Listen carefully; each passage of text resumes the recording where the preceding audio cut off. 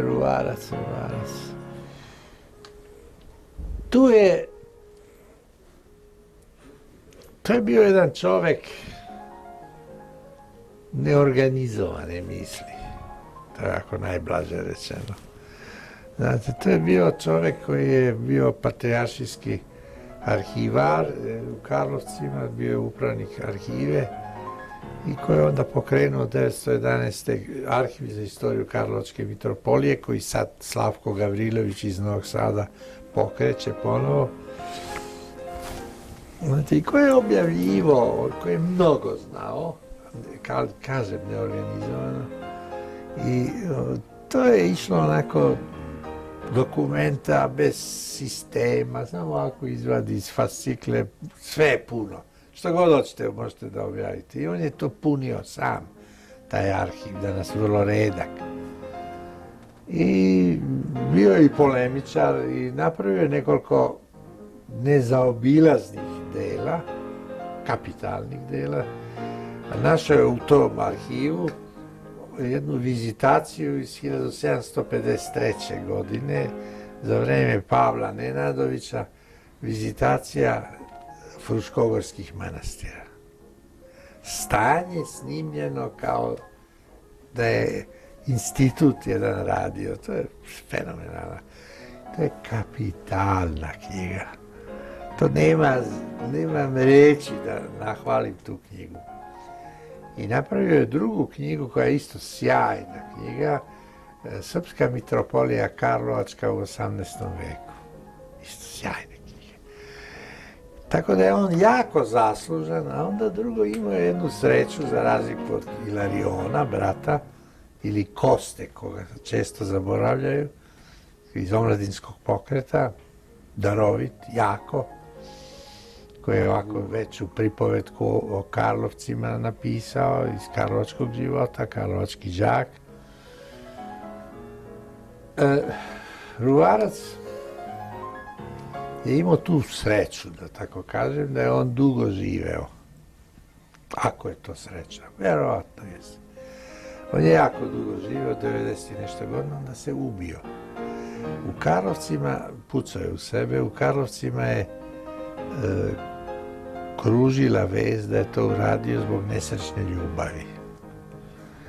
Navodno je zaljubio se u neku malu šnajderku karlovačku i naravno ona ga je ostavila ili nije htjela, ili šta ja znam šta je tu bilo, ne znam, niko fenjar nije držao, ali u svakom slučaju on se ubio. I jedva je crkva pristala da ga sarane, jer u ono vreme nije se smelo u osvećenu zemlju. A Ilarion je bio jedan, svi su oni bili malo udareni. Znate, ono što je Vuk Karadžić rekao za Simu Milutinovića Sarajliju, kaže, ludotvornom vodicom poškropljen. Strašno. Znate, Ruvarac je, to je genijalan čovjek, ali je isto tako u njegovim knjigama, raspravama koje su kapitalne, naravno, jer sedeti u Grgetegu i ne mrdnuti ni u jednu biblioteku, a sve znati i sve dobijati iz Beča, iz Pešte i ne znam, ili mu donose i tako dalje. On je sav od kombinatorike. To je druga vrsta. Ovaj Dimitrije je primitivni nivo nauke. On je objavljivač građe. I retko se upušta u neke komentare kao što je u ovoj knjizi Evo šta ste nam krivi, koja je isto jedna knjiga puna jeda, besa i tako dalje. I opravdana je, ona je tačna. Sve je to tačno. Ali to je jedan veliki politički trač, koji možda i bio koristan za ono vreme, ali to nije nauka nije, jel? To je polemika. A kod ovoga je nauka, sve. Međutim, on je imao, kako da kažem, isto jednu vrstu neorganizovanosti.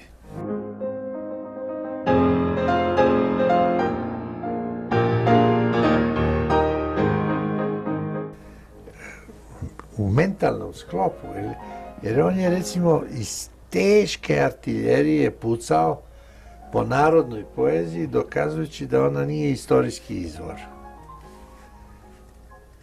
A to je recimo u knjizi o knezu Lazaru, to su ekskurzi, dokazujući da knez Lazar nije car Lazar, nego da je knez Lazar. To danas svako dete zna. To je onda bilo jasno. Jer vi u narodnoj poeziji imate kneževa večera, nije careva večera. I on je shvatio ono što je najsuštastvenije u toj celoj priči o narodnoj poeziji, a to je da je ona u stvari odražavala neke ideje srednjevekovne države. U ovom slučaju carstvo koje se pripisuje knezu, to je pitanje državnog kontinuiteta. Jer kada zadnji Nemanjić nestaje, onda dolazi jedno vreme borbe pretendenata. Pa se čak jedan pretendent zove kralj Tvrtko, koji je katolik, ali po babi Nemanjić. Pa se on vezuje za nemanjićku tradiciju da nasledi srpsku krunu i onda se kruniše u Mileševi koju otima, uzima Mileševu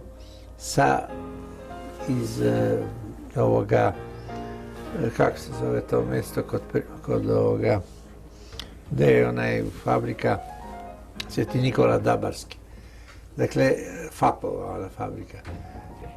On dolazi i daje se krunisati po pravoslavnom obredu u Mileševi na grobu Svetog Save. Da bi za kralja. I on, međutim, kontinuitet, odnosno ideju države nosi država, odnosno pravoslavna crkva.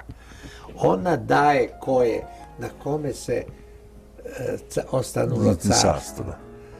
I srpska crkva daje moravskom knezu Lazaru, koji ima kontrolu nad velikim delom teritorije koja nije njegova, nego njegovih zetova, pre svega Brankovići. Branković ima Lazarevu čerku, Vuk, izdajnik, navodno, nije izdajnik. Tako da je tu čitav niz stvari koje ovaj nije razumeo uopšte, jer je u ono vreme to nego je pozitivistički način razmišljanja što je on naučio u Beču. On je bečki đak, Ilario. Ovaj ne, Dimitrije bogoslovija i ništa više. Ali ovaj je učio kod velikih, on je bio kod Irečeka, velikog, gromada. On nije shvatio da se jednim novim pogledom narodna poezija mora proučavati u slojevima, s obzirom na to da je ona prenosiva. Ona se seli zajedno sa narodom koji ide prema zapadu, koji dolazi do Bele Kranjske, koji ide ispod Maribora, ima se i danas selo Skoki. To je Uskoci. Znate, i naravno u tim migracijama nižu se razne interpolacije, pesma ne ostaje ista, ili zavisna je od pevača. I pevač neki doda, neki ne, smanji, tako dalje. Dakle, pesma postaje jedan živi organizam, narodna poezija. A ona nije istorijski izvor u onom smislu u kojem to Ilarion traži. To uopšte nije u tom smislu.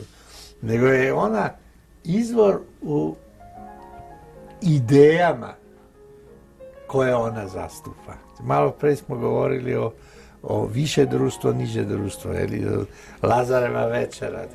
To su modeli iz Biblije, iz Hristova večera. Tajna večera. To je to. Ko će me izdati? To je to. Hrist kaže, jedan od vas će me izdati. Razumete?